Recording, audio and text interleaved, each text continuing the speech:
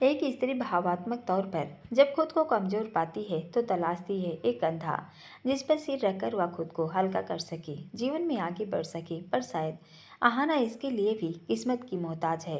Excuse me, आवाज़ सुनकर पीछे पलटी। प्रांजल खड़ा था, होठों पर बड़ी चिर परिचित मुस्कान, चेहरे पर वही सौम्यता, पर आंखों में कई प्रकार के भाव तैरते हुए। जब आखिरी बार इनसे मिली तो मिलने के बाद उसकी खुशी का कोई छोर न था। उनके बीच इंच मात्र की भी दूरी न थी, न स्थान की न मन की। दोनों एक ही थे। प्रेम सच्चा हो तो भेद मिटा देता है, पर उसी प्रेम में धोखा मिले तो तोड़ कर रख देता है। कष्ट दोनों को समान होता है, पर स्त्री के लिए तो यह स्थिति अधिक कष्टप्रद साबित होती है। वह प्रेम में जल्दी पहल नहीं करती, धीरे धीरे आगे बढ़ती है, परंतु उसके प्रेम में गहराई होती है। समय के साथ पुरुष का प्रेम कम और स्त्री का प्रेम अधिक बढ़ने लगता है तो कष्ट का कारण बनता है। बेशक जिंदगी में आगे बढ़ गई है, पर टूटे दिल की पीर और धोखे की आंच अभी भी दिल में कसक बनकर टीस देती थी। छोटे मालिक भी वही, वह भी वही है।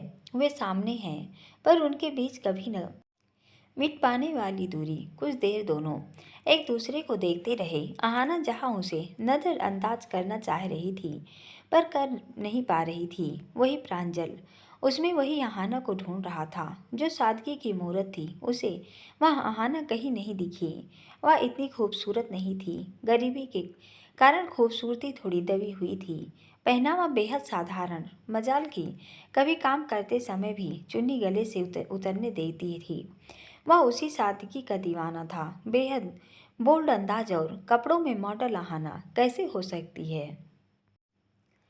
मन नहीं मान रहा था, पर दिमाग नकार रहा था। वह बालों की चौड़ी सी सीधी मांग पर तेल के चुपड़े बालों की चोटी करके रखती थी और स्टाइलिश शॉर्ट हेयर। आंखों का रंग भी तो सुरमई न था, साधारण था। नाक भी उतनी उन्नत न थी, थोड़ी छोटी थी। होठों की शेप भी ऐसी नहीं थी, शायद इतने फलफीन थे, थोड़े पतले थे। शक्ल मिलती है हल्की सी और होठों के पास का तिल भी। प्रांजल उसे काफ़ी देर बस यूं ही देखता रहा तो आहाना की भी जुबान जैसे चिपक गई है। प्रांजल ऊहापोह में है, पर आहाना के मन समंदर में जो भाव की सुनामी उमड़ रही थी, वो भाव दिल में ही दबा दिए। न छोटे मालिक उसके रहे और न वो उनकी, तो मन में क्यों इतनी भावुकता उमड़ रही है? वो बेवफा हैं तो वह भी आगे बढ़ चुकी है। इस इंसान के लिए उनके मन में भी कुछ नहीं। बरसात की उमड़ती नदी के भावों को बांधा और दिल के साथ चेहरा भी कड़ा कर लिया। जी कहिए, वह मजबूत आवाज़ में बोली तो उसकी तरंदा टूटी। आप है ना, वह धीमी आवाज़ में बोला। जी। आहाना अजनबी होने का सफल अभिनय कर रही थी। अभिनय ही तो उसका पेशा है, जो अभी भी वही कर रही थी, पर आंखें वो साथ नहीं दे रही थी। मैंने आपसे 2 बार मिलने का समय मांगा, पर आपने इंटरेस्ट नहीं दिखाया, वह शिकायती लहजे में बोला। कदाचित वह निर्णय नहीं कर पाया कि ये आहाना है, किस लिए मिलना था। उसने पूरी अनभिज्ञता बताई। हमारी कंपनी एज ए मॉडल आपके साथ कॉन्ट्रैक्ट करना चाहती थी, पर आप शायद बिजी थी। ओह, याद आया, बताया था सेक्रेटरी ने। एक्चुअली ऑलरेडी मेरे पास बहुत से कॉन्ट्रैक्ट हैं, तो मैं ज़्यादा कॉन्ट्रैक्ट साइन नहीं कर पाऊँगी, टाइम की शॉर्टेज हो जाएगी। आप चाहें तो कोशिश कर सकती हैं, जहाँ इतने सारे हैं वहाँ एक और सही। वह हल्की सी मुस्कान चेहरे पर ले आया। और भी बहुत सारी मॉडल हैं इंडस्ट्री में, आप उनसे संपर्क कीजिए। उसने नज़रें उस पर जमाए हुए थोड़ा गुरूर से कहा।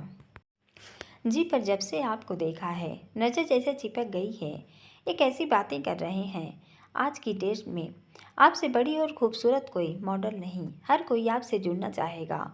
और सोने पर सुहागा ये कि आपका चेहरा किसी से मिलता है। किससे? आहाना थोड़ी घबरा भी गई। समझ नहीं आ रहा था कैसे अपने पर काबू रखे। थी कोई कोई खास थी। नजरें उसके चेहरे पर जमाई। दोस्त थी। उसने यह बात सामान तरीके से ही कही। थी मीन्स अब कहाँ गई? आहाना ने धीमे से उसके मन के जांचने के लिए कहा। पता नहीं, जब है नहीं तो उस पर क्या बात करनी। पर दिली ख्वाहिश है कि आप हमारी कंपनी के साथ कॉन्ट्रैक्ट साइन कर लें। जी, मैं मना कर चुकी हूँ। कॉन्ट्रैक्ट की कीमत आपके मुताबिक तय होगी। आप पुनः विचार कर सकती हैं। वह जीत करता बोला। जी नहीं, थैंक यू कहकर वह उठकर जाने लगी। क्या आप कभी सुंदरपुर गई हैं? सुनकर वह एकदम से पलटी। घबराहट में थूक हलक के अंदर गटका।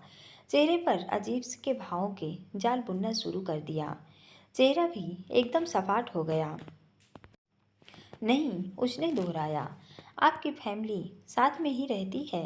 उसकी सवालिया नजरें चेहरे पर जमी देख नजरें फेर ली। आपकी दोस्त की शक्ल मुझसे मिलती है।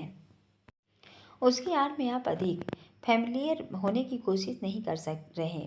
उसके चेहरे पर गुस्से के भाव थे। जी नहीं, ऐसी कोई बात नहीं है। आप नाराज मत होइए। एक अजीब इत्तेफाक देखिए, शक्ल तो हल्की मिलती है, मोल भी सेम जगह पर है। उसके ये कहते ही उसका हाथ तिल वाली जगह चला गया। ये आर्टिफिशियल हैं। होठों पर तंज में मुस्कान तर गई। रियली? वह आश्चर्य में था। जी नकली हैं। आज के टाइम में सब पॉसिबल है। जो दिखता है वास्तव में होता नहीं, जो होता है वो दिखता नहीं। जी बिल्कुल सही कहा आपने।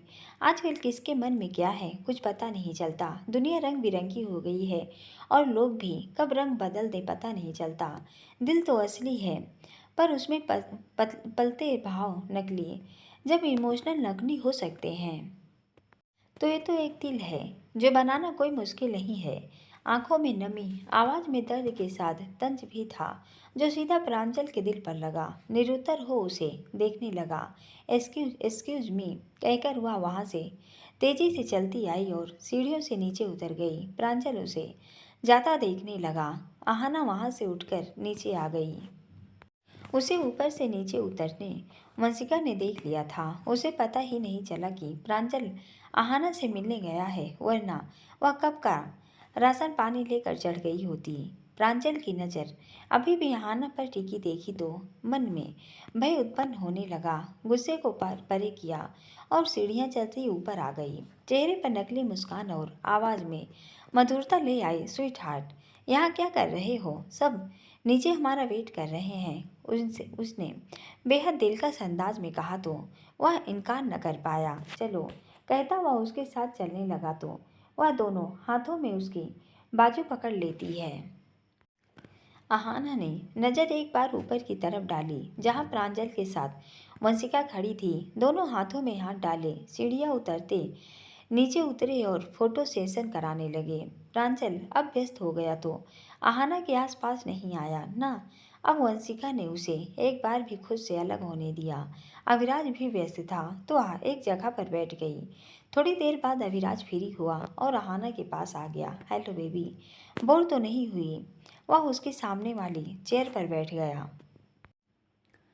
थोड़ी सी वह मुस्कुराई। रियली? हाँ, मेरे कमरे में चलें।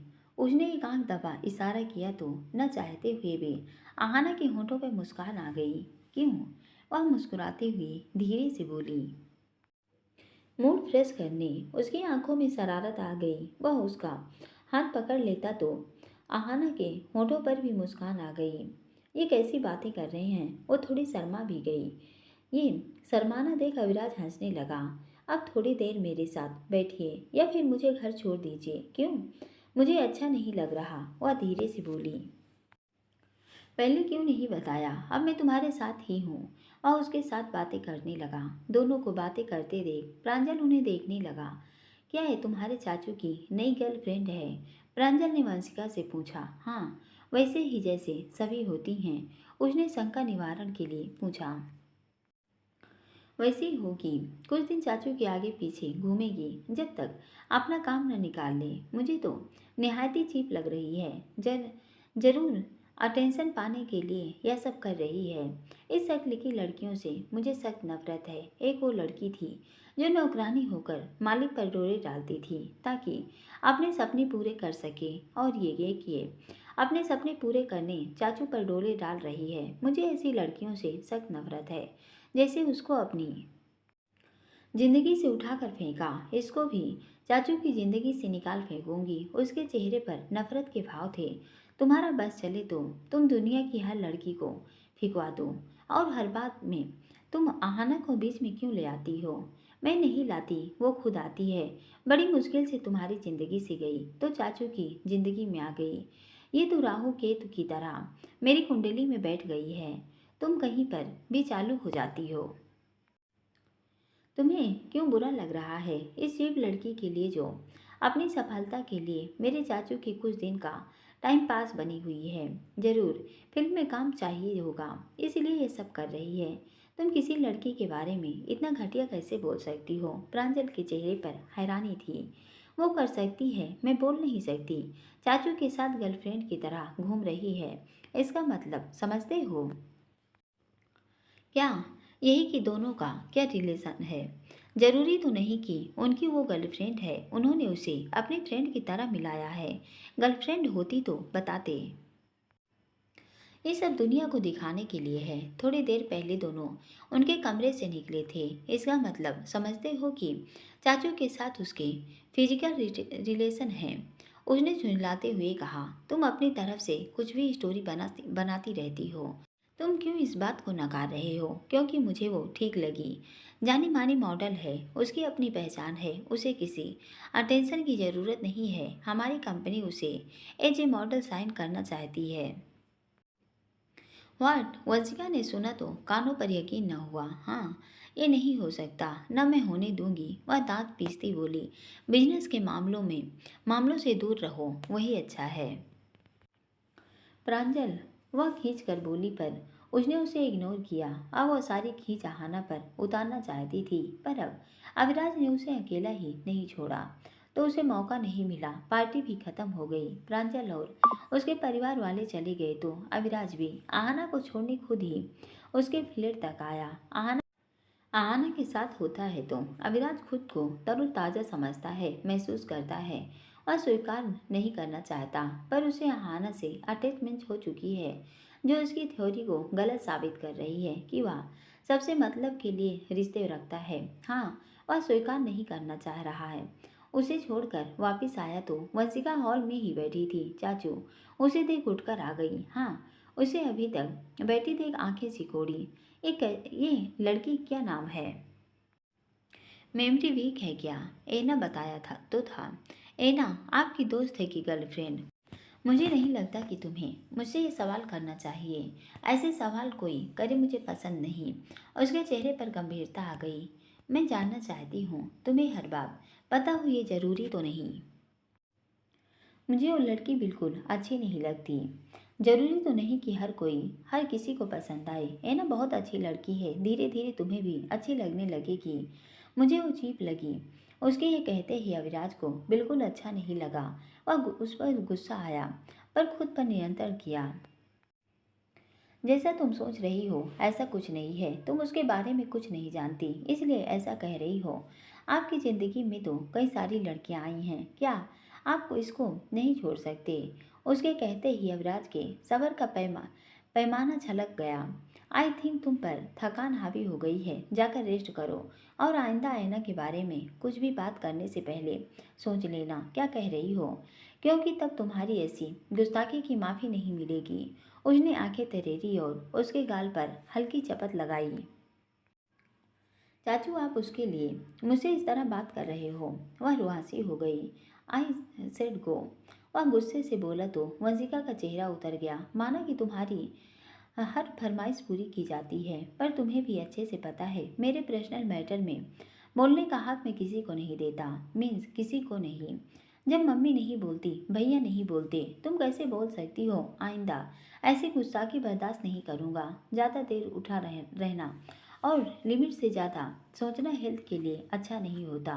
जाओ, जाकर सो जाओ। चाचू, उसके डांटने पर वह बोली, जाओ। उसने कहा तो वह आंसू पोंछती चली गई। वह सीढ़ियाँ चढ़ने लगा कि माँ की आवाज़ ने वापस मोड़ दिया। क्यों डांटा तूने इसे? मेरे पर्सनल मामलों में कोई बोले मुझे पसंद नहीं। इतनी खास है वो लड़की तो शादी क्यों नहीं कर लेता? ऐसे बिना नाम के रिश्ते में घूमेगा तो सवाल तो होंगे ही। मैं किससे सवालों की परवाह नहीं करता। मेरा पर्सनल मामला है, शादी के लिए भी न बोले। नहीं, जिसको मेरे साथ मेरे हिसाब से रहना है तो रहे, नहीं तो मैं जैसा रहा हूँ वैसा ही रहूँगा। मुझे बंदिश पसंद नहीं। हम तुझ पर कोई बंदिश नहीं लगा रहे। तू जैसे जीना चाहता है जी ले, पर इसके लिए वंशु को डांटने की जरूरत नहीं है। बिना माँ की बच्ची को मैंने लाड से प्यारा पाला है और लाड से ही विदा करूँगी। कुछ दिन मेहमान है इस घर में उसको इस तरह क्यों डांटा? मम्मी, सबकी खुशियों का ख्याल रख सकूं इसलिए खुद को नियमों में बांध दिया। पर कोई मेरे मामले में बोले मुझे पसंद नहीं। छोड़ ये सब। तुझे इस मामले में समझाना भैंस के आगे बीन बजाना। एक बात बताना भूल गई। क्या? अभिलाष चाहता है कि वंशु की शादी में भूमिक भी शामिल हो। कोई फायदा नहीं, वो नहीं आएगा। जब उसे पता चलेगा कि वंशु उसकी बहन है तो उसे बहन को विदा करने तो आना पड़ेगा।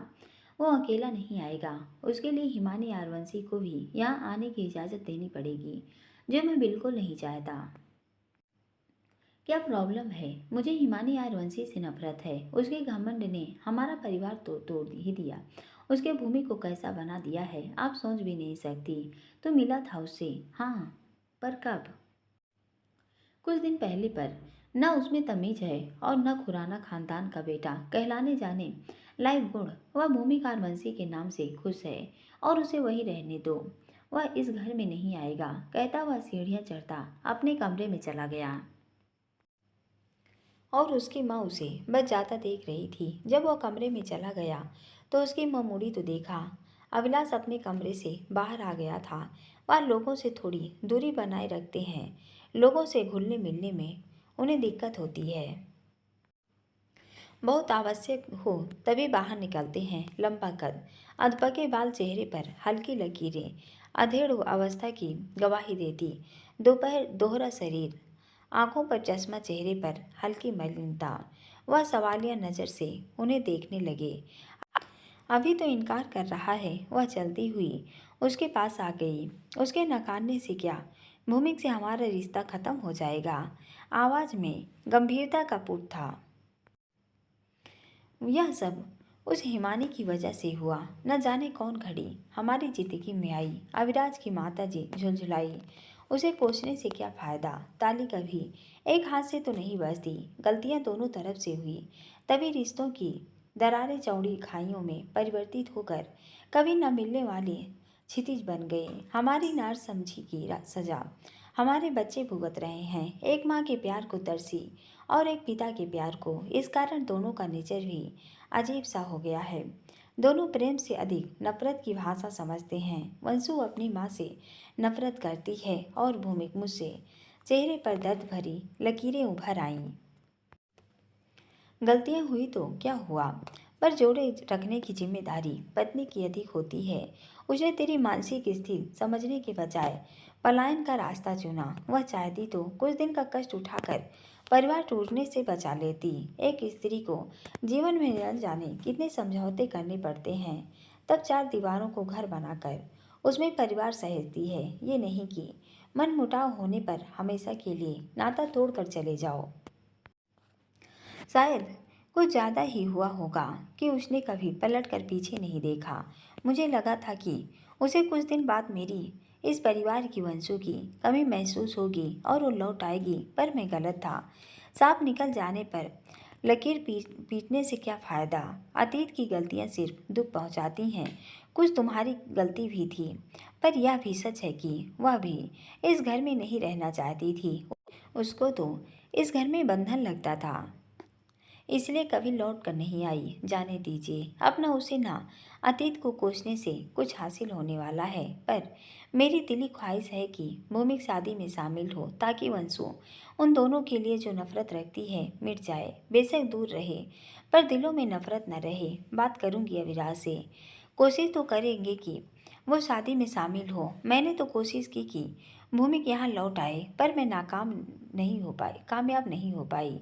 अब यह शादी की ही उम्मीद है। अगर भूमिका आ जाए तो हम उसे यहाँ रहने पर राजी कर सकते हैं। पर अब अभिराज ही जिद पर अड़ गया है कि वे दोनों यहाँ नहीं आएंगे। उनके चेहरे पर चिंता की लकीरें गहरी हो गई। यह भी एक कड़वा सच है कि पति पत्नी के झगड़े में सजा बच्चों को ही भुगतनी पड़ती है। इसलिए वैवाहिक संबंधों में प्रेम के साथ आपसी समझदारी और साझेपन की महत्वपूर्ण भूमिका होती है, तभी गृहस्थी की गाड़ी सही तरीके से आगे बढ़ती है। 2 दिन का समय बीता। आहाना डायरेक्टर को कोई जवाब नहीं दे पाई। वह भूमि के हाथ पीछे खींचने का इंतजार कर रही थी, जो हुआ नहीं। वह एक शो पर थी। डायरेक्टर का कॉल आया कि उसने फिल्म के लिए हाँ या ना नहीं आज ही डिसाइड करेगी। वह क्या चाहती है, मन में विचार किया। तब तक भूमि से भागती रहेगी, इसलिए फिल्म तो नहीं छोड़ेगी, पर उसके साथ काम करना क्या संभव हो पाएगा? अभिनय के मामले में अभी वह नौसिखिया है। सामने भूमिक रहेगा, समस्या अधिक होगी। बहुत चिंतन के बाद आखिर हिमानी जी मिलने का निर्णय करती हैं। एक 2 पीस प्रोम ड्रेस शो के लिए पहना था। उसे चेंज कर काले रंग की टाइट पैंट के ऊपर हल्के ग्रे कलर का टॉप पहना, साइड पर्स डाला और बाहर निकलकर गाड़ी में बैठकर और उन्हें कॉल कर मिलने का समय मांगती है। वह उस समय एक सूट पर ही थी। उसको वहीं मिलने को बुला लिया। गाड़ी स्टूडियो को बाहर आकर खड़ी कर अंदर आ गई। इस समय मुख्य किरदारों के साथ दृश्य फिल्माया जा रहा था, तो वे थोड़ी देर फ्री थी। नमस्ते मैम।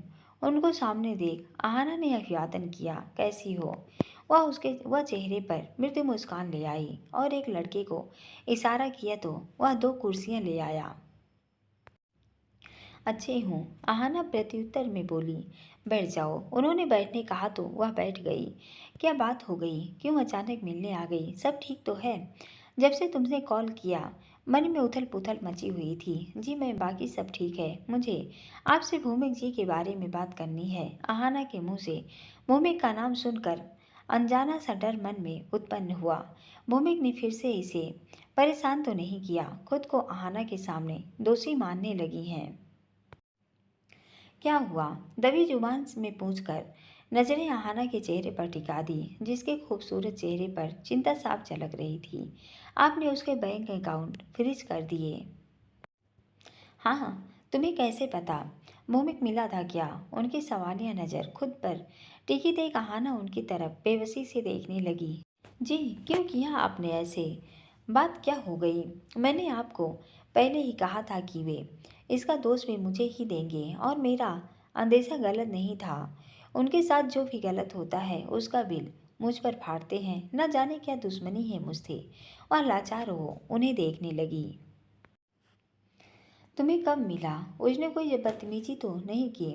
उसका हाथ पकड़कर पूछती हैं। 2 दिन पहले RR स्टूडियो में मिले थे। मुझे फिल्मों में ब्रेक मिल रहा है।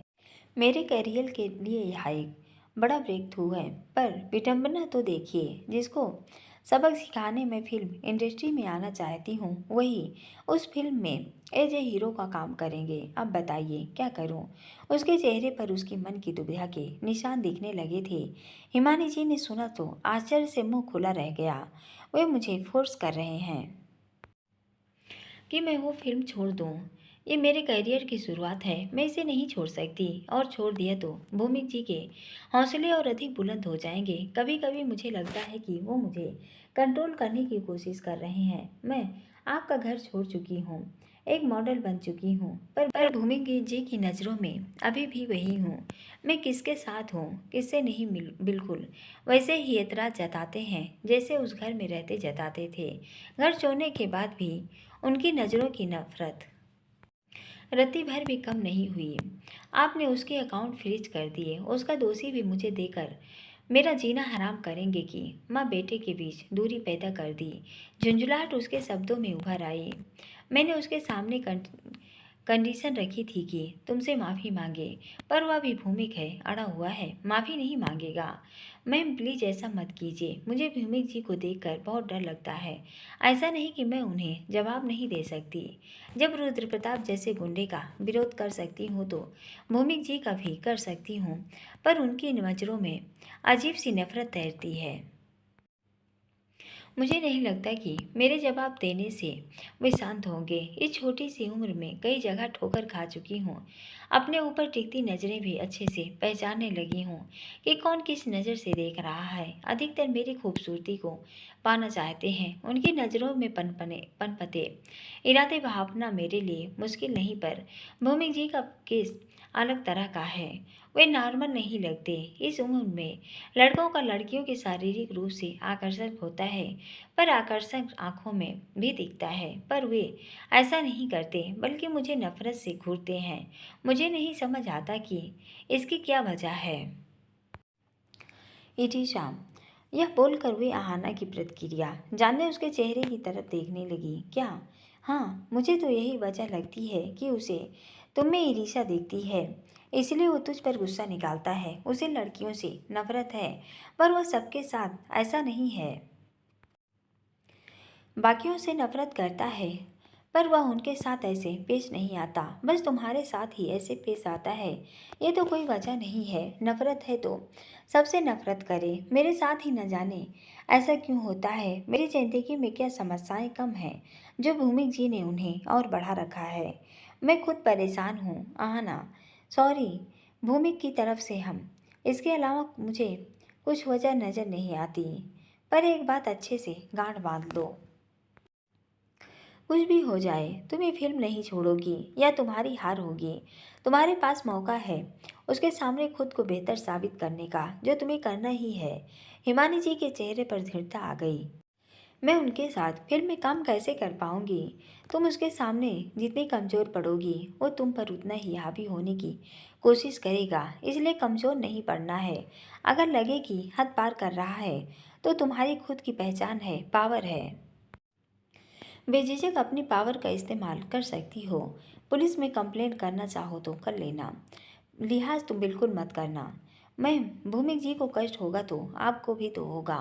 मैं आपको दुखी नहीं देखना चाहती। आखिर आपने मेरे बुरे वक्त में मेरा साथ दिया है। मैंने कुछ नहीं किया है, क्यों तुम उसी बात को लेकर बैठ जाती हो? नहीं मैम, यह आपके लिए मामूली बात होगी, पर मेरे लिए नहीं। मैं सब कुछ भूल सकती हूँ, पर वो दिन नहीं जब वान्या और वैभव मुझे डायरेक्टर के पास भेज रहे थे। लगा मैं मुंबई की इन अंधेरी गलियों में उन तमाम लड़कियों की तरह खो जाऊंगी जो मेरी तरह बेसहारा बेघर होती हैं। वो समय था जब मेरे अपने कहलाने वाले मुंह फेर मोड़ चुके थे। आखिर उम्मीद बस आप ही थी, और आपने मुझे ना उम्मीद नहीं किया। मैंने फर्श से अर्श तक एक लंबा सफ़र तय किया है। अपने साथ बुरा करने वालों को एक बारी को भूल सकती हूँ, पर जिन्होंने मेरी मदद की उनको कभी नहीं भूल सकती। और आपने तो मुझे उस डायरेक्टर से बचाया ही, अपने घर में पनाह भी दी। ये एहसान मैं कभी नहीं भूल सकती। बोलते हुए अहाना तनिक भावुक थी। तुम्हें बात बार बार पर मत दोहराया करो। मैंने तुम पर कोई एहसान नहीं किया। तुम्हें काम की ज़रूरत थी और मुझे पिए की। तुमने काम किया, जिसके बदले मैंने तुम्हें घर पर रहने की इजाज़त दी। अगर फिर भी उसे एहसान मानना है तो तुम मेरी बात मानोगी कि वो फिल्म नहीं छोड़ोगी। फिल्म भूमि को ही छोड़ना पड़ेगा। न छोड़ी तो क्या काम करो। फिल्म इंडस्ट्री में कई सारे एक्टर एक्ट्रेस हैं जो निजी जिंदगी में दुश्मनी निभाते रहे और फिल्मी पर्दे पर सुपरहिट फिल्में दी। तुम दोनों के लिए आत्ममंथन का समय है। क्या पता दोनों ही इस फिल्म के बाद निखर कर सामने आ जाओ। ऐसा करके तुम अपने डर पर जीत पा सकती हो। दुनिया से जितनी डर कर रहोगी और ये डराएगी, इसलिए जो बुरी नज़र से देखे उसकी आंखें फोड़ दो, और जो गलत नियम से छूना चाहे उसे अपनी घूरती नज़रों से छलनी कर दो। अब समय छुई मुई नाजुक फूल और चांद जैसी उपमाएं धारण करने का नहीं, बल्कि समय सूरज बनने का है, ताकि जो तुम्हें बुरी नज़र से देखना चाहे खुद जल जाए, या तुम्हारी रोशनी से आंखें चुंधिया जाए कि आंखें बंद करने को मजबूर हो जाए। कहते हुए उन्होंने एक गहरी सांस ली। मैंने एक लंबा अरसा एकाकीपन में व्यतीत किया है। आपने आत्मसम्मान की लड़ाई के लिए बहुत कुछ खोया भी, पर जो न खोया वो मेरा आत्मसम्मान था। तुम भी लड़ो। मैं अपने पति से अलग ना होती तो मैं अपना अस्तित्व खोकर दिमागी मरीज बन चुकी होती, पर मैंने मूव ऑन करना बेहतर समझा। आज मेरी अपनी पहचान है। अकेली लड़की के लिए सरवाइव करना मुश्किल होता है, पर यह भी तो सच है। कांटों में ही गुलाब और कीचड़ में कमल खिलते हैं। यह संघर्ष ही तुम्हारे व्यक्तित्व को और निखारेगा। हिमानी जी ने आहाना को फिल्म न छोड़ने का कहा, साथ ही उसे भूमि से न डरने की नसीहत दी। फिल्म तो वह खुद भी नहीं छोड़ना चाहती, पर उसकी बातों ने उसे मजबूत किया। आखिर वह छोड़े भी क्यों? भूमि को दिक्कत है तो वो छोड़े। आहना उनसे इजाज़त लेकर चली गई, पर हिमानी जी बैठी रही।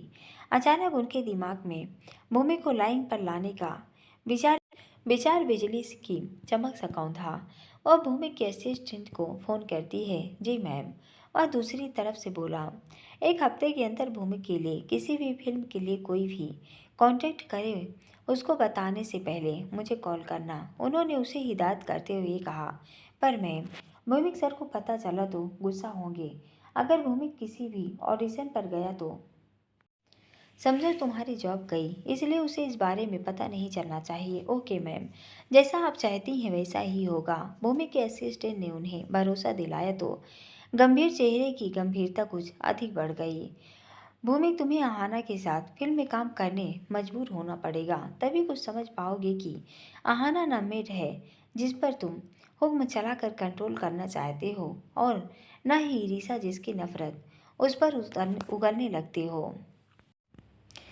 और अगर फिल्म में काम न किया तो तुम्हें पैसे की वैल्यू समझ आएगी कि कम सुविधा में जीवन कैसा होता है, क्योंकि अब तुम्हें मेरी इजाज़त के बगैर कोई काम नहीं देगा। तुम्हें इंसान बनना होगा, एक अच्छा इंसान जो दूसरे की दुख तकलीफ समझने में सक्षम हो, जिसका ताना वो अविराज खुराना मुझे देकर गया है। तुम्हें सबकी आंखों में ही नहीं, वास्तव में आइडल बनना है, तभी भविष्य में वो तुम्हारे नाम मुझे बेइज्जत करके न जाए, बल्कि मैं उसे तुम्हारा उदाहरण देकर उसे उसकी कमियों और उसकी करनी का शर्मिंदा करूं कि वो एक नंबर का घमंडी और दिल फेंक इंसान है। सोचते हुए चेहरे के भाव बदले जो एकदम कड़ा हो गया।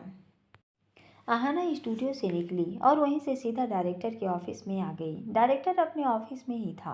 आहाना ने उसे कॉल कर दिया था कि वह ऑफिस में आ रही है, तो वह उसका ही इंतजार कर रहा था। वह अंदर आई तो उसने उसे सामने वाली कुर्सी पर बैठने का इशारा किया, तो वह बैठ गई। तो क्या सोचा आपने?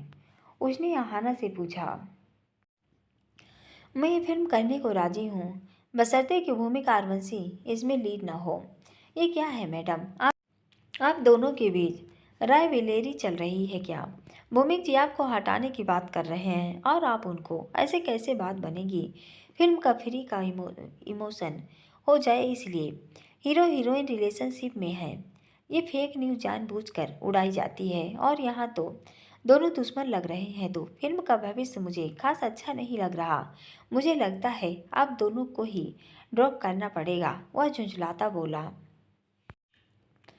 ये क्या कर रहे हैं? तो और क्या करूं? ये क्या जिद है? आप बेशक कितनी भी बड़ी मॉडल क्यों ना हो, फिल्म इंडस्ट्री में पैर जमाने आपको भी संघर्ष करना पड़ेगा, क्योंकि मॉडलिंग की तरह यहाँ सिर्फ और उसकी खूबसूरती नहीं देखी जाएगी, बल्कि हर पैमाने पर आपकी परीक्षा होगी। कभी से तुम्हारे ऐसे नखरे बर्दाश्त नहीं किए जाएंगे। डायरेक्टर भड़क गया। मैंने भूमिक जी को भी बुलाया है, दोनों डिसाइड करो कि फिल्म में काम करना है कि नहीं। आप जानते हैं ना मैं कौन हूँ? आप कौन हैं कौन नहीं, यह जानने से अधिक आपको यह जानने की आवश्यकता है कि फिल्म बनाने में कितना पैसा लगता है, जो हमें डुबाना नहीं है। फिल्म स्टार्ट होने से लेकर फिल्म के प्रमोशन तक हर जगह आप दोनों को साथ रहना पड़ेगा, पर आप तो एक दूसरे की शक्ल देखने को तैयार नहीं हैं। अगर आपने यही एटीट्यूड रखना है तो बात पहले ही क्लियर कर लीजिए, या फिर आप दोनों आपस में बात कर लीजिए। डायरेक्टर चिढ़ गया। सर आप चिढ़िए मत, मेरी तरफ से ओके है, बाकी आप भूमिक जी से बात कर लीजिए। आहाना ने डायरेक्टर को आश्वासित किया और स्टूडियो से निकलकर बाहर आ गई। वह अब इनकार भी नहीं करना चाहती, पर वह क्यों पीछे हटे? अगर समस्या है तो भूमिक पीछे हटे। वह वहाँ से कंपनी आई, गाड़ी पार्किंग में खड़ी करके अंदर जा रही थी कि नज़र प्रांजल पर पड़ी तो ठिठक गई। हेलो एना जी, वह उसके पास आकर बोला। आप फिर आ गए? जी, बड़े ही चिपकू किस्म के इंसान लगते हैं। जब तक हाँ नहीं कहेंगी मैं आता रहूँगा। मतलब नहीं मानेंगे? नहीं, बहुत जिद्दी हैं। हमेशा नहीं, बस कभी कभी। इतनी जिद पहले ही कर ली होती तो अभी मेरे पीछे आने की ज़रूरत न पड़ती। वह मन में बड़बड़ाई, पर प्रांजल जैसे उसके पीछे लग गया है, उसे इनकार करना मुश्किल होने लगा। कुछ कहा आपने? वह उसके बुदबुदाते शब्द पकड़ने की नाकाम कोशिश में बोला तो आहाना ने तेवर कड़े करने की कोशिश की। लुक मिस्टर प्रांजल वर्धमान, आप खुराना साहब के रिलेटिव हैं। एटलीस्ट उनकी रेपुटेशन का ख्याल कर लीजिए। ऐसा तो नहीं है कि मैं आपकी कंपनी की मॉडल नहीं बनूंगी तो आपकी कंपनी की प्रोग्रेस रुक जाएगी। प्रोडक्ट की क्वालिटी अच्छी होनी चाहिए। प्रमोशन की आवश्यकता नहीं पड़ती। लोग प्रोडक्ट उसकी क्वालिटी देखकर खरीदते हैं, ना कि मॉडल का चेहरा देखकर। मेरी जगह कोई अन्य मॉडल होगी, वह भी वही काम करेगी जो मैं करने वाली हूँ।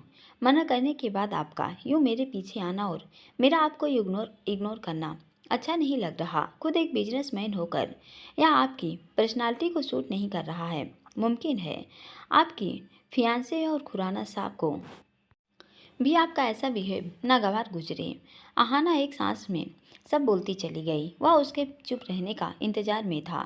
जब लगा चुप हो गई तो बोला, जी मैं आपकी बातों से इत्तेफाक रखता हूँ। किसी भी मॉडल द्वारा प्रचार तब तक सफल नहीं हो सकता जब तक हमारा प्रोडक्ट कस्टमर को सर्टिफाइड नहीं करेगा।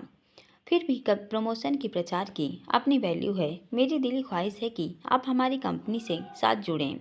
मैं खुराना साहब का ऑफर भी ठुकरा चुकी हूँ। आप भी इस बात से अनजान नहीं होंगे कि मैं उनकी कंपनी की मॉडल नहीं हूँ, तो इस काम के लिए आपको बस कैसे कर सकती हूँ। आहाना ने उसे अपनी मजबूरी गिनाई। मैं आपकी बात समझ गया कि आप हमारी कंपनी की मॉडल बनने में इंटरेस्टेड नहीं हैं। यह एक मॉडल का एक बिजनेसमैन का इनकार था। मैं बिजनेसमैन हूँ because of family background. Well, I am an artist. मतलब वह उसका चेहरा ताकने लगी। मतलब ये कि बिजनेसमैन के अलावा मैं एक कलाकार हूँ। पेंटिंग और म्यूजिक का शौक रखता हूँ। कैनवास पर आड़ी तिरछी लकीरें खींचना और रंगों से रंगीन दुनिया तैयार करता हूँ। फुर्सत में गिटार का शौक भी फरमा लेता हूँ। बिजनेस फैमिली में हूँ तो घर वालों ने ज़बरदस्ती बिजनेस में घुसा दिया। आपके पीछे यूँ आने का मकसद बिजनेस के अलावा मेरा छोटा सा स्वार्थ भी है। आपके थ्रू मैं अपने एक छोटे से काम को पूरा करना चाहता हूँ। वो पूरा हो जाए तो आइंदा आपको शिकायत का मौका नहीं दूंगा। कैसा काम? एक अधूरा काम है, वो पूरा करना है। कैसा अधूरा काम? वो तो आप साथ चलेंगी तभी जान पाएंगी। यदि अभी फ्री हैं तो अभी मेरे साथ चल सकती हैं। वह मृदु स्वर में बोलकर उसके हाँ न करने का इंतजार में उसका मुंह ताकने लगा। उसकी बातों के जाल में सामने वाले शख्स को फंसाने का ये हुनर उनका बचपन से हमेशा कारगर होता रहा। आज भी हुआ। अभी इस समय आहाना का सुर थोड़ा नरम हुआ। जी, जाना कहाँ है? मेरे घर। आपके घर? उसने सवालिया नज़र उस पर डाली। जी, आपको अधिक एतराज़ तो नहीं जताना चाहिए। ऐसा तो नहीं, हम अजनबी हैं। आप खुराना साहब के दोस्त हैं और वो मेरे रिश्तेदार। मेरे जाने से कौन सा अधूरा काम पूरा हो जाएगा? चलिए तो सही, जाने पर ही पता चलेगा। जानता हूँ आपका समय बेहद कीमती है, जानकर भी आपका समय ले रहा हूँ। प्रांजल की जिद ने उसे उसके साथ चलने पर मजबूर किया और वह उसकी गाड़ी में बैठ गई। इतना तो तय था कि उसकी पहचान छिपाने की तमाम कोशिश कामयाब रही। वह उसे आहाना की हम शक्ल समझ रहा था। वह उसकी गाड़ी में बैठ गई और प्रांजल गाड़ी ड्राइव करने लगा। दोनों खामोश थे। आहाना उस दिन के मुकाबले कम नर्वस थी। वह उसे बगल लाने में कामयाब रही। बुरा न माने तो एक क्वेश्चन आपकी निजी ज़िंदगी से पूछ सकता हूँ। जवाब देना न देना नितांत आपकी इच्छा पर निर्भर करेगा। जी, अविराज खुराना आपके दोस्त हैं या दोस्त से बढ़कर मीन्स आप उनके साथ रिलेशनशिप में हैं या सिर्फ दोस्त? गाड़ी ड्राइव करते हुए बीच बीच में उसकी तरफ देखने लगा। क्वेश्चन पूछने की वजह क्रियोसिटी कह लो। अविराज खुराना बिजनेस टाइकून, उसका नेचर थोड़ा रहस्यमयी सा है। कुछ चीज़ें ओपन रखते हैं और कुछ छिपा कर। लेट नाइट पेड 3 पार्टीज और नशे से दूर रहने वाला शख्स लड़कियों के साथ संबंध मैच कुछ दिन के लिए लिविंग तक रखता है।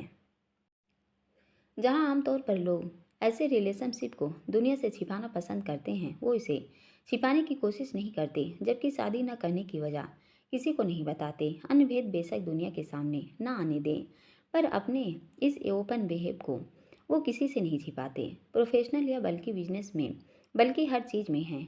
इमोशंस से, रिश्तों से कोई सरोकार नहीं। वजह शायद किसी को नहीं पता आज तक। आजकल आप उनके साथ हैं तो दोस्त से बढ़कर ही होंगी। आप उनका परिचय जिस वे करवा रहे हैं, क्यों जलन की बदबू आ रही है? वजह शायद बिजनेस रायवेलेरी है या कुछ और। आहाना ने तंज किया तो वह बत्तीसी झलकाता है, पर निसंदेह वह हंसी खुशी की कतई न थी।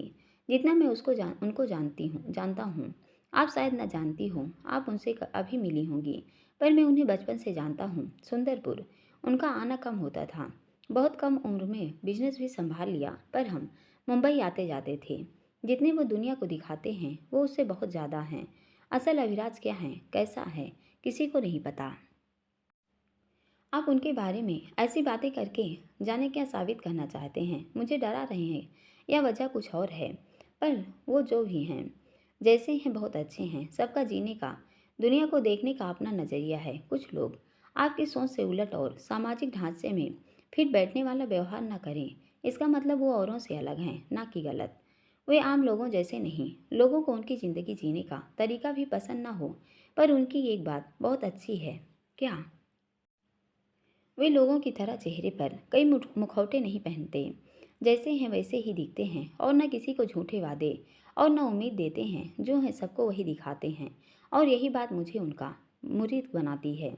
वह जिस लड़की के साथ होते हैं उसे शादी का वादा नहीं करते, यही कहना चाहते हैं ना आप? उसके कहने पर वह चुप हो गई। वे शादी का वादा नहीं करते, पर उसके बाद उसको किसी के साथ शादी करने का लायक भी नहीं छोड़ते।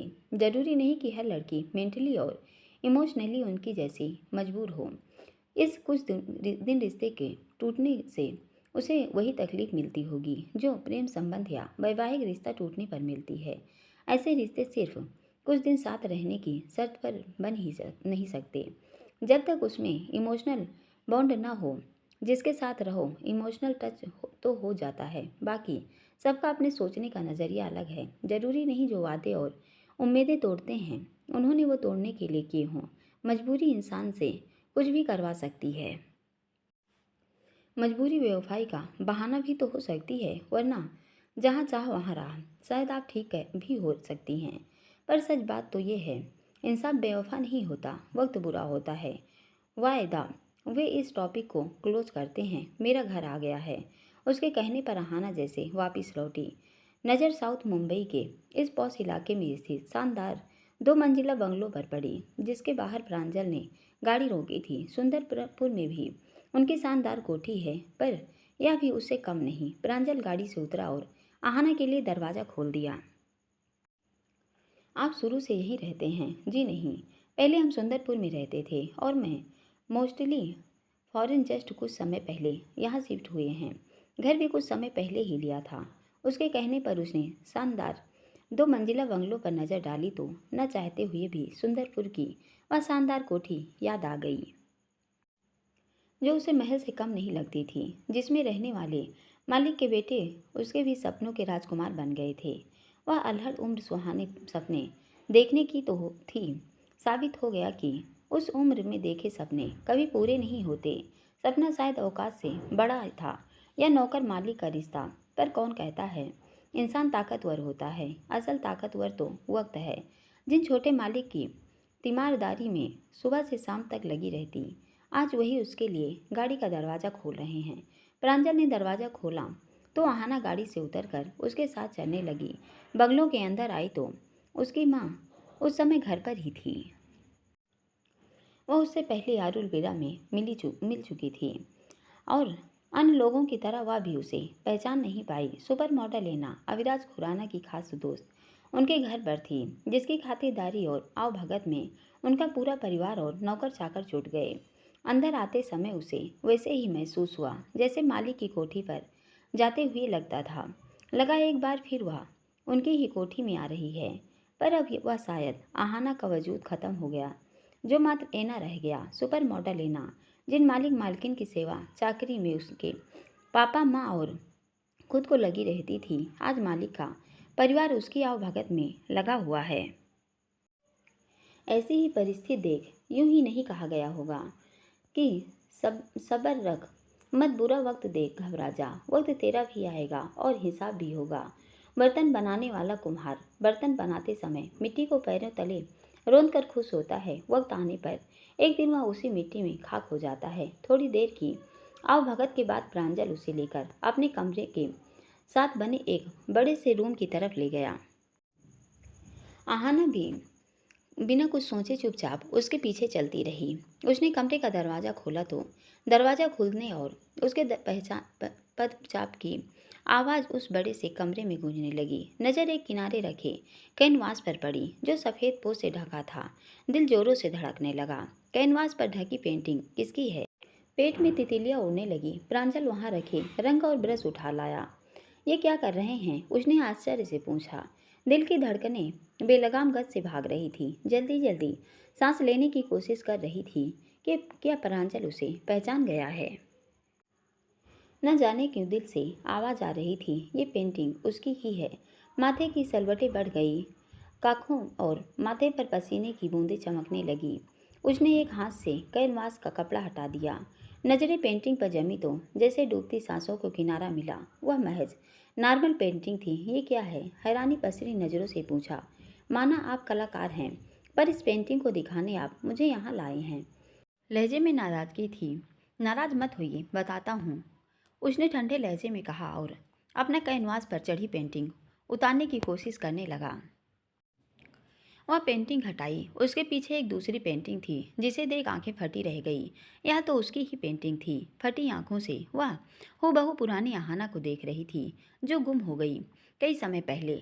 मौजूद बचा है उसका मानो यह पेंटिंग में बालों की चौड़ी सी सीधी मांग, मैरून कलर का सूट, गले में सफ़ेद रंग की चुन्नी, कानों पर गोल बालियाँ, गले में काले रंग का धागा। बुलाका लगा। आईना तो नहीं देख रही, वही आहाना जिसे मार चुकी इस पेंटिंग में जीवित मानो बोल पड़ेगी। ब्रश से रंगों की ऐसी कारीगरी, ऐसे कमाल छोटे मालिक ही कर सकते हैं। हाथ में ब्रश और रंग, हूबहू इंसान खड़ा कर दे, मानो बस बोल पड़े। कौन कौन है ये? हड़बड़ाई तो वह उसकी तरफ देखने लगा। ये वह जबरदस्ती मुस्कुराया, पर उस मुस्कान के पीछे का दर्द उसके चेहरे पर आहाना ने साफ महसूस किया।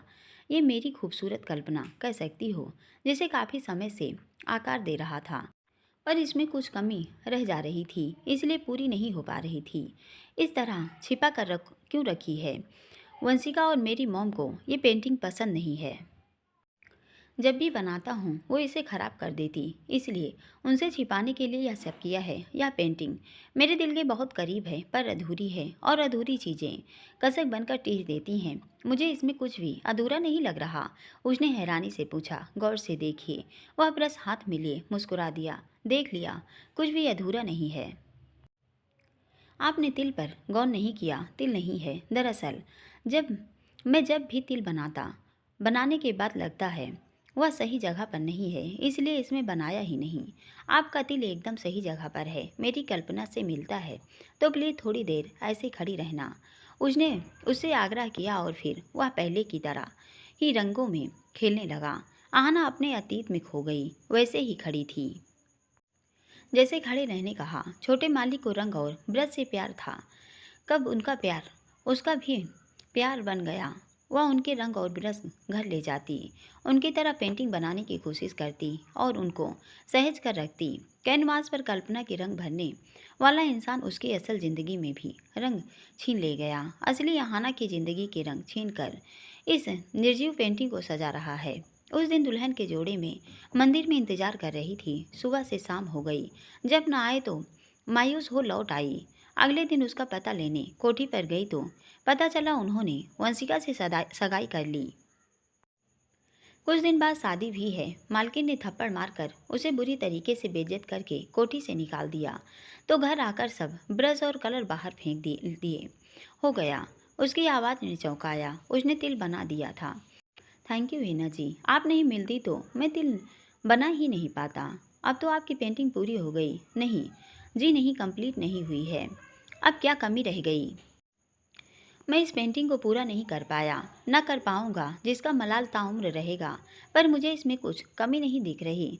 यूजली देखने पर यह कंप्लीट है, पर मेरे लिए नहीं। मैं इसके माथे पर बिंदी और मांग में सिंदूर देना चाहता था, पर दे नहीं पाया, इसलिए अधूरी है। इस अधूरी पेंटिंग की मेरी लाइफ वही अहमियत है जैसे अधूरी मोहब्बत, जो कसक बनकर दिल में हमेशा जीवित रहती है। यह पेंटिंग भी मेरी कसक है, कहकर उसने रंग और ब्रश वापिस रखकर कैनवास के ऊपर दूसरी पेंटिंग रखकर पहले जैसे ही ढक दिया। क्या ये लड़की आपके लिए खास थी? उसका मन जांचने पूछा। लड़की तो पता नहीं, पर ये पेंटिंग मेरे लिए खास है, क्योंकि लड़की का सामना शायद मैं कभी न कर पाऊँ। क्यों? उसकी नज़रों में मैं बेवफा हूँ। आप उससे प्यार करते थे? जी बिल्कुल नहीं, आप ऐसा वैसा कुछ मत सोचिए। वह बस मेरी कल्पना है, जिसकी शक्ल आपसे मिलती है और दिल भी। उसने बात टाली, शायद वह इस पर बात नहीं करना चाहता था। प्रांजल, वंशिका की आवाज़ ने दोनों को चौंकाया। वंशिका आ गई। चलो चलें। आपको मेरे साथ इस कमरे में देख लिया तो आसमान सिर पर उठा देगी। किसी को भी मेरे साथ बर्दाश्त नहीं कर पाती, पॉजेसिव हो जाती है। इतना डरते हैं तो शादी क्यों कर रहे हैं? वो मेरी होने वाली वाइफ है, जो मुझसे बहुत प्यार करती है, तो डरना तो पड़ेगा। वह खिसियानी आवाज़ में बोला। वंशिका अंदर आई तो प्रांजल के साथ आहाना को देख हाकी बकी थी। वह पहले ही उस पर चिढ़ी हुई थी। प्रांजल के सास उसे इस रूम में देखा तो बुरी तरह भड़क गई। तुम इसे यहाँ क्यों ले आए? वह प्रांजल से पूछती है। इसके लिए तुम्हारी परमिशन की ज़रूरत नहीं है, वह बेपरवाही से बोला। अरे वाह, तुम भूल रहे हो मैं कौन हूँ। इस लड़की की शक्ल देखकर तुम पहले जैसे पागल हो गए हो, पर भूल रहे हो कि वह चीप लड़की मेरी चाचू की सिर्फ टाइम पास है। माइंड योर लैंग्वेज वंशिका दी। भूल रही हैं कि मैं कौन हूँ? सुपर मॉडल और आपक मिंग एक्ट्रेस सेना। प्रांजल के बोलने से पहले आहाना की तीखी प्रतिक्रिया आई। मैं भी वंशिका खुराना हूँ। ये नाम तो आपको जन्म लेते ऑटोमेटिक मिल गया। खुद आप कौन हैं? मैं वंशिका खुराना हूँ, यही मेरी पहचान है। आपकी पहचान बस इतनी है कि आप खुराना खानदान की बेटी और वर्धमान खानदान की होने वाली बहू हैं। ये दोनों पहचान हटा दीजिए, फिर पता चलेगा कि आप क्या हैं। पर मेरी अपनी पहचान है, जो आपके लांछन लगाने से कम नहीं हो जाएगी। हम खानदानी लोग हैं, हमारी अच्छी किस्मत की बड़े घर में पैदा हुए। हमें साधारण लोगों की तरह की ज़रूरत नहीं पड़ती, न पहचान बनाने के किसी अभिलाष खुराना की तरह अमीर आदमी को ढूंढने की ज़रूरत पड़ती है, जो कि तुम्हारी जैसी लड़कियों को पड़ती है। वंशिका, चलो यहाँ से। प्रांजल ने उसका हाथ पकड़ा तो उसने झटक दिया। इसने मुझे ललकारा है, जवाब दिए बिना तो नहीं जाऊँगी। किसी की तरफ अंगुली उठाएगी तो चार अपनी तरफ उठेंगी। प्रश्न करेगी तो जवाब सुनने की ताकत भी रखिए वंशिका खुराना। ये नहीं कि अपनी नफरत और जलन में चांद पर थूकने लगेगी। याद रखिए, वो पलटकर अपने ऊपर भी गिर सकता है, और उंगली करेंगी तो उंगली टूट भी सकती है। इसलिए कुछ भी बोलें, कुछ करें, सोच समझ के करें। जो आप दूसरों के साथ करते हैं, एक दिन आपके साथ भी लौट कर आता है। प्यार देंगी तो प्यार मिलेगा, इज्जत देगी तो इज्जत, गालियाँ और तिरस्कार देंगी तो वही वापस लौटेगा। तो किसी ये भाषण दे रही है, 2 टके की मामूली सी मॉडल। जब चाहूँ तुझे तेरी औकात दिखा सकती हूँ, समझ गई? वह दांत पीसती बोली। वंशिका, ये मेरी मेहमान है, जिसके साथ तुम ऐसा बर्ताव नहीं कर सकती। मैं यह बर्दाश्त नहीं करूँगा। प्रांजल भी उसके ऐसे व्यवहार से गुस्से में था। ये लड़की बहुत शातिर है, चाचू को तो फंसा ही रखा है, तुम पर भी डोरे डालने की कोशिश में है, पर इसकी कोई चाल कामयाब नहीं होने दूंगी। अमीर घरों की बिगड़ी औलादें अक्सर दूसरे की चीज़ें छीनने का शौक़ रखती हैं। मैं ये शौक़ नहीं रखती। जो चाहिए अपने दम पर हासिल कर सकती हूँ। छीनने का काम मैं नहीं करती, वो तुम्हारे जैसे लोग करते हैं। काबिलियत हो तो खुद हासिल करो, तब मुझसे बात करना। आहाना भी आज उसे जवाब देने के पूरे मूड में थी। पूरा पाठ सुनने के लिए दोस्तों बहुत बहुत धन्यवाद। और दोस्तों, हम आप लोगों से माफ़ी मांगना चाहते हैं, क्योंकि आप लोग के इतने प्यारे कमेंट आए और हम इस समय घर पर नहीं थे, घर से बाहर थे। इसलिए प्लीज़ हमें माफ़ करिए, कहानी डालने में थोड़ा लेट हो गए हैं, लेकिन कल से ऐसा नहीं होगा। हम कहानी टाइम पर अपलोड करेंगे। धन्यवाद।